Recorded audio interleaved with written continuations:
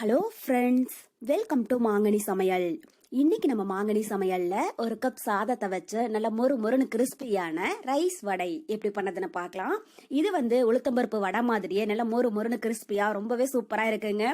ரெண்டுக்கும் எந்த ஒரு வித்தியாசமும் இருக்காது. அந்த அளவுக்கு டேஸ்டும் ரொம்பவே நல்லா இருக்கும். இது பண்றதுக்கு ஒரு கப் சாதம் மட்டும் இருந்துச்சுன்னா போதுங்க. ஒரு 5 நிமிஷத்துல டக்குன்னு செஞ்சு முடிச்சிடலாம். சரி வாங்க இப்ப இந்த வடை எப்படி பண்ணதுன்னு பார்க்கலாம். ரைஸ் வடை பண்றதுக்கு நான் ஒரு கப் சாதம் எடுத்திருக்கேங்க. இது மதியம் வடிச்ச சாதம் தாங்க நான் ஈவினிங் டைம்ல எடுத்திருக்கேன். இதே நீங்க ஃபர்ஸ்ட் நாள் செஞ்ச சாதம் இருந்தாலும் ஃப்ரிட்ஜில் வச்சிருந்து எடுத்துக்கோங்க. ஜில்னஸ் போனதுக்கு அப்புறம் மிக்சியில போட்டு அரைச்சிக்கலாம். இந்த ரைஸ் வடை பண்றதுக்கு ஃப்ரெஷ்ஷா அப்ப செஞ்ச சாதம் இருந்தாலும் சரி, பழைய சாதம் இருந்தாலும் அதை வேஸ்ட் பண்ணாம நம்ம இது மாதிரி யூஸ் பண்ணிக்கலாம். இப்ப இந்த சாதத்தை நம்ம மிக்சி ஜார்ல மாத்திரலாம். சாதம் மட்டும் தண்ணியில போடாத சாதமா பாத்துக்கோங்க. மீதாச்சுனாலும் ஃப்ரிட்ஜில் வச்சிருந்துட்டு மறுநாள் கூட எடுத்து செஞ்சுக்கலாம். இப்ப இது கூட கொஞ்சமா தண்ணி தெளிச்சு விட்டுக்கோங்க. 1 டீஸ்பூன் அளவுக்கு சேர்த்தீங்கன்னா போதும். சேர்த்துட்டு இப்ப நல்லா நைஸா அரைச்சு எடுத்துக்கலாம். இப்ப சாதத்தை நல்லா நைஸா அரைச்சி எடுத்தாச்சு. தண்ணி மட்டும் அதிகமா சேர்த்துடாதீங்க. 1 டீஸ்பூன் அளவுக்கு சேர்த்தீங்கனாலே போதும். அப்பதான் சாதம் நல்லா நைஸா மையும். இப்ப இதை வேற ஒரு மிக்சிங் பவுலுக்கு மாத்திரலாம்.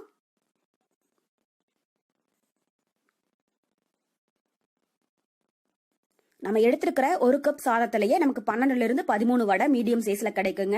உங்களுக்கு வடை அதிகமா வேணும் இல்ல சாதம் எந்த அளவுக்கு இருக்கோ அதுக்கு தகுந்த மாதிரி எடுத்துக்கோங்க.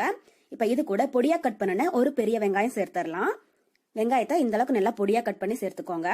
கூடவே பொடியா கட் பண்ண 2 பச்சை மிளகாய். நான் 2 பச்சை மிளகாய் எடுத்திருக்கேன். நீங்க உங்க காரத்துக்கு தகுந்த அளவுக்கு சேர்த்துக்கோங்க. கூடவே ஒரு 1/4 இன்ச் அளவுக்கு இஞ்சியை குட்டியா கட் பண்ணி வச்சிருக்காங்க, அதையும் சேர்த்துடலாம். அப்புறம் பொடியா கட் பண்ணின கொஞ்சம் கருவேப்பிலை, பொடியா கட் பண்ணின கொஞ்சம் மல்லி இலை,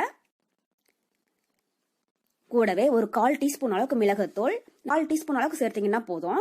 கூடவே இதுக்கு தேவையான அளவு உப்பு, இதெல்லாம் சேர்த்துட்டு ஒரு 2 நிமிஷத்துக்கு இதை நல்லா கலந்துடலாம். தண்ணி எதுவும் சேர்க்க கூடாதுங்க. இந்த அரிசியில இருக்கிற ஈரப்பதமே போதும். ஒரு டைம் நல்லா கலந்ததுக்கு அப்புறமா நம்ம கொஞ்சமா அரிசி மாவு சேர்த்துடலாம். வீட்டுல அரிசி மாவு இருந்துச்சுன்னா அரிசி மாவு யூஸ் பண்ணிக்கோங்க. அது இல்ல அப்படின்னா மைதா மாவு கூட யூஸ் பண்ணி செய்யலாங்க. பாருங்க இப்ப நல்லா கலந்தாச்சு. இது கூட கொஞ்சமா அரிசி மாவு எடுத்து வச்சிருக்கங்க. அதை கொஞ்சம் கொஞ்சமா உள்ள சேர்த்து கலந்துடலாம். மாவு நமக்கு கரெக்டா வடை மாவு பதத்துல இருக்கணுங்க. அதனால அரிசி மாவு அளவெல்லாம் கிடையாது. உங்களுக்கு எந்த அளவுக்கு தேவைப்படுதோ அதுக்கு தகுந்த மாதிரி அரிசி மாவு சேர்த்துக்கோங்க. நான் 1/4 கப் அளவுக்கு அரிசி மாவு சேர்த்திருக்கேன். ஏன்னா கொஞ்சமா தான் தண்ணி சேர்த்தாங்க. தண்ணி சேர்க்காம கூட அரைக்கலாம். அப்ப சாதம் மிக்சி ஜார்லயே நல்லா ஒட்டிக்கும். அதனால 1 டீஸ்பூன் அளவுக்கு தண்ணி சேர்த்தீங்கன்னா தான் சாதம் நல்லா நைஸா மையும். இப்ப கொஞ்சம் கொஞ்சமா அரிசி மாவை சேர்த்து வடை மாவு பதத்துல பிசைஞ்சு எடுத்துக்கலாம். பாருங்க இப்ப நமக்கு மாவு ரெடி ஆயிடுச்சுங்க. மாவு இந்த அளவுக்கு நல்லா திக்கா இருக்கிற மாதிரி பாத்துக்கோங்க. இப்ப கையில கொஞ்சமா தண்ணி நனைச்சிட்டு நம்ம சின்ன சின்ன உருண்டையா பிடிச்சி வடை தட்டிடலாம். உங்களுக்கு வடை எந்த சைஸ்ல வேணும் அப்படின்னு நினைக்கிறீங்களோ அதுக்கு தகுந்த மாதிரி மாவை எடுத்துக்கோங்க. கையில இது மாதிரி உருண்டை பிடிச்சிட்டு நல்லா தட்டி சென்டர்ல ஒரு ஹோல்ஸ் போட்டுக்கோங்க. உங்களுக்கு கையில தட்ட இது மாதிரி வரல அப்படின்னா வாழையில இல்லைன்னா பால் கவர் வச்சு கூட இது மாதிரி தட்டிக்கோங்க. பாருங்க இதே மாதிரி ரெடி பண்ணிக்கோங்க. இதை நம்ம இப்ப எண்ணெயில போட்டு பொரிச்சிடலாம். கடாயில எண்ணெய் நல்லா சூடாயிட்டு இருக்குங்க. எண்ணெய் சூடானதும் ஸ்டவ்வை மீடியம் ஹீட்ல வச்சுட்டு நம்ம ரெடி பண்ணி வச்சுக்கிற வடையை உள்ள சேர்த்தரலாம். எண்ணெய் ரொம்பவே சூடா இருக்கக்கூடாது. சீக்கிரமா கலர் மாறிடும். உள்ள மாவு சரி வர வெந்திருக்காது. மீடியம் ஹீட்ல இருக்கிற மாதிரி பாத்துக்கோங்க. எண்ணெய் சூடானதும் ஸ்டவ் மீடியம் ஹீட்ல வச்சிடணும். இப்ப மீடியம் ஹீட்லயே ஒரு 2 நிமிஷம் இருக்கட்டுங்க. ஒரு சைடு நல்லா பொரிஞ்சதுக்கு அப்புறமா அடுத்த சைடு திருப்பி விட்டுறலாம்.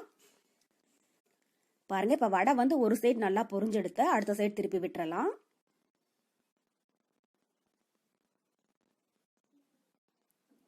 இது மாதிரி 2 சைடும் அப்பப்ப திருப்பி விட்டுட்டே இருங்க. அப்பதான் நமக்கு உள்ளேயும் மாவு ஒரே மாதிரி நல்லா வெந்து வரும்.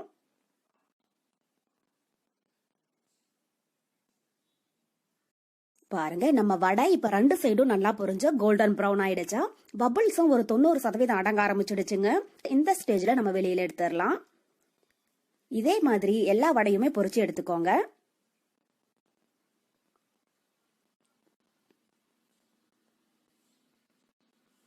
அவ்வளவுதான். நமக்கு இப்போ ரொம்ப ரொம்ப டேஸ்டியான ரைஸ் வடை ரொம்பவே சூப்பரா ரெடி ஆயிடுச்சு.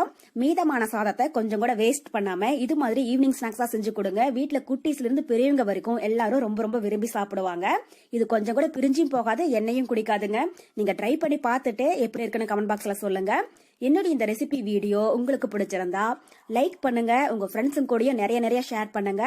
மறக்காம மாங்கனி சமையலுக்கு சப்ஸ்கிரைப் பண்ணுங்க. நன்றி.